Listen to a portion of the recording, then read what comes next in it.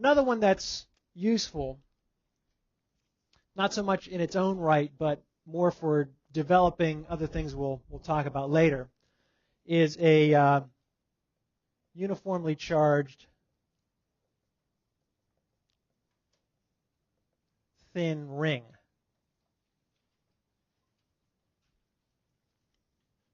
Okay, so let's say you have, and I'm going to draw my coordinate axes a little bit in perspective here, where x is kind of like that and z is kind of like that. And what I'm going to draw is a thin ring that lies in the xy plane. In fact, I'll kind of draw the axis going in front like that. Okay, so the z-axis is coming through the center of the ring, and it's perpendicular to the ring, and the ring is in the xy plane. And really, this is the positive x direction, and this is the negative x direction. So draw it like that. Okay. So this ring has a radius. We'll call it r. It has a total charge q. And our job is to find the electric field at an observation location that is right on the z-axis, going through the center of the ring. So we'll just call that distance z. Okay? So this is observation location 0, 0, z. So we're going to go through the same steps again. We're going to break it up into pieces, write an expression for the delta E of one piece, sum up all the delta E's, and then check the result. Before we even do the calculation, what would you expect if this is a positively charged ring, for example?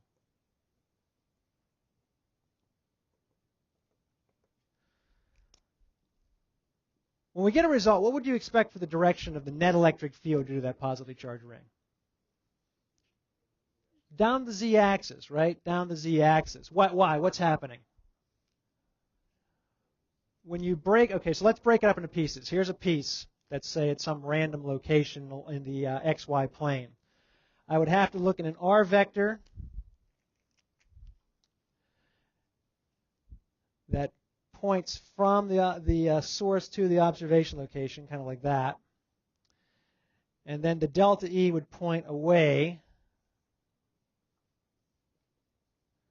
from that positively charged piece.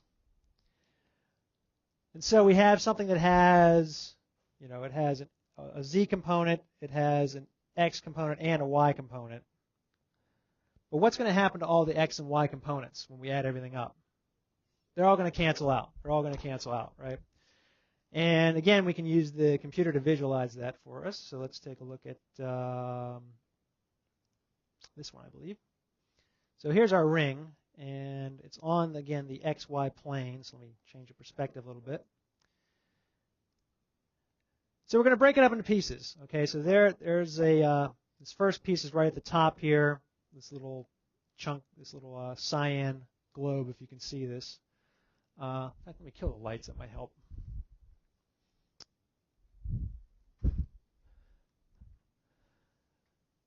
So we break it up into point charges. There's a little point charge at the top, a little chunk of this ring. We draw the r vector. The green arrow is the r vector that points from the delta Q to the observation location. And then the orange arrow is the delta E, the electric field just due to that piece alone, right? Go to the next piece, and now we're just going to keep all the delta E's on the screen here. So we go to the next point along the ring, calculate that delta E, calculate the next delta E to the next piece, and so on, and so on, and so on, going around the ring. Okay? And if I rotate this back to look like this, as we go around the ring, we see that we get a bunch of delta E's that are all the same magnitude, right? All kind of pointing radially outward, but yet they all have a net positive z component. So all the x and y components, if we look at it from this perspective, will cancel out. but all the z components will add together, and so we end up with a rather large electric field drawn to this scale, right? We had to draw the scale so we could see the delta E's, and so the E is kind of big. Okay, so we get the result we expect. Okay, we get the result we expect. So let's actually try it. Let's actually try going through, or at least setting up the integral, the analytic integral, to actually get a result here. Okay, so we've divided up the delta Q's. We say that we want to break this up into little point charges, each with a charge of delta Q. Okay, and then we're going to write an expression for the electric field of one piece. Well, the electric field is going to be 1 over 4 pi epsilon 0 delta Q over little r squared times r hat. So I have to figure out what this r is. Tell you what, let's do it this way. Changing the rules slightly, but just to make it a little simpler to see and not have to deal with so much math, I'm going to look just at this piece at the very top. Okay. So here's the r vector. Points from the very top down to here, and it's making a delta E in that direction.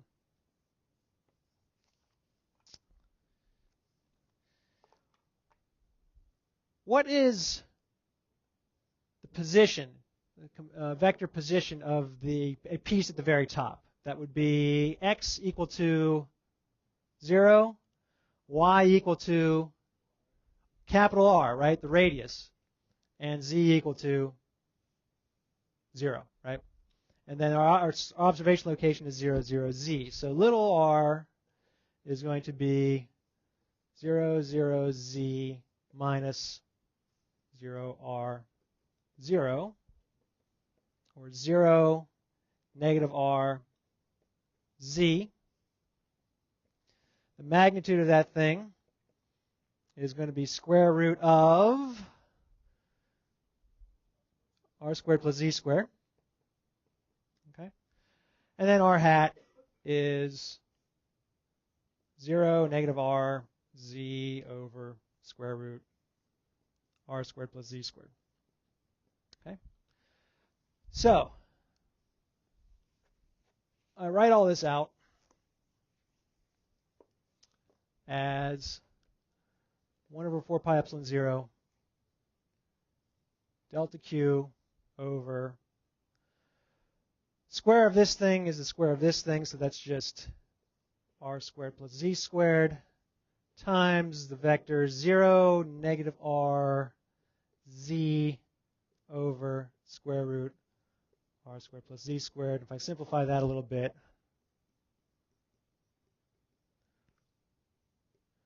I'm going to have this factor to the 3 halves in the denominator times this vector 0, negative r, z. Okay?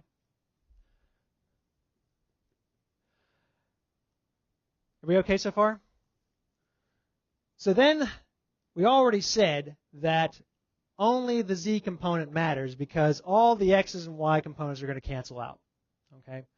So I'm just going to worry about the z component. And the z component of this thing, delta E sub z, is 1 over 4 pi epsilon 0 z times delta Q over r squared plus z squared to the 3 halves power. And I'm almost ready now to do the summation, but there's one thing I got to do. Anybody remember from last time what we have to do? What do we have to do to that delta Q? Okay, it has to turn to dq. That's true. Everything has to become an infinitesimal, but we have to write this delta Q in terms of, what do we call that special thing? The variable that's changing as we go around the ring is called, in general, it's called the integration variable, right? So we have to put delta Q in terms of the integration variable. The integration variable is the variable that's changing as we do the summation, okay? So What's changing as we move from one piece to the next as we go around this ring?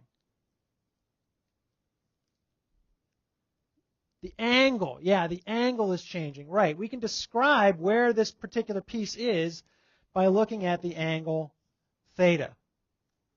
By looking at the angle theta. Okay? So, let's ask this question.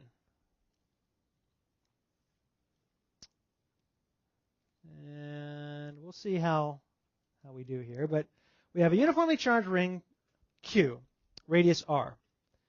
We want to find delta Q. What is delta Q expressed in terms of the given constants and an integration variable? There's several different choices to choose from. You can try working it out, or you can just kind of go through each one in turn and see which one makes the most sense.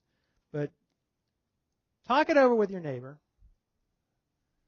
See which one works the best. If you think about breaking this into the number of segments, remember that Q, the total Q, is N times delta Q. That may help. N is the number of little pieces.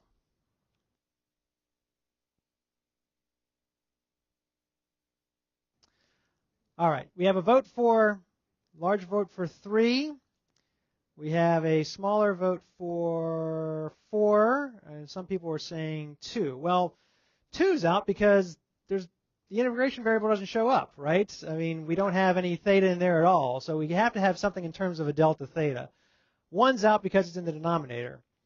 So let's look at 3, 4, and 5. 3 looks like it should work, but not quite, because if you actually look carefully, the units don't work out. The units of delta Q should be just coulombs, right?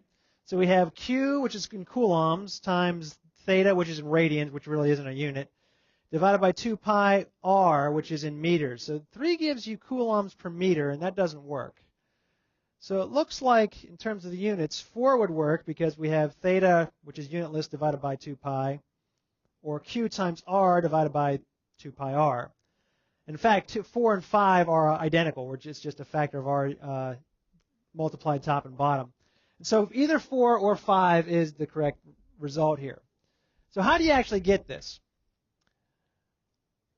If the length has to be equal to n times delta L, right? What's the total length of the circle? 2 pi r.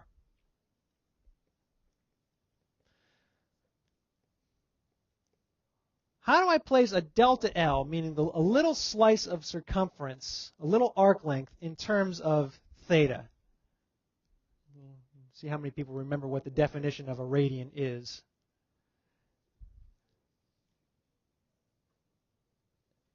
So in other words, I want to put this in terms of delta theta, a little slice of angle. How does the length relate to the little slice of angle? How do we define that angle? Delta theta is equal to delta L over, not 2 pi, over, well, not delta r, but just the radius r. That's what a radian is. It's that little length divided by the radius, okay? So delta L would be r times delta theta.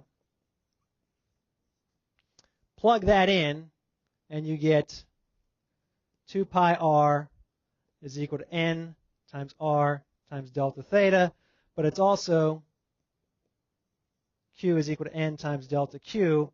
So I take the ratio here, I get delta q over r delta theta is equal to 2 pi r, or, q over 2 pi r. Q over 2 pi r. Radius cancels out on both sides, and so we can say delta q is equal to q over 2 pi times delta theta, okay? All right, real quick, let's plug this all in and see what we get. We have delta E sub z is equal to 1 over 4 pi epsilon 0, z times q over 2 pi times delta theta, just making that substitution, over r squared plus z squared to the 3 halves, okay?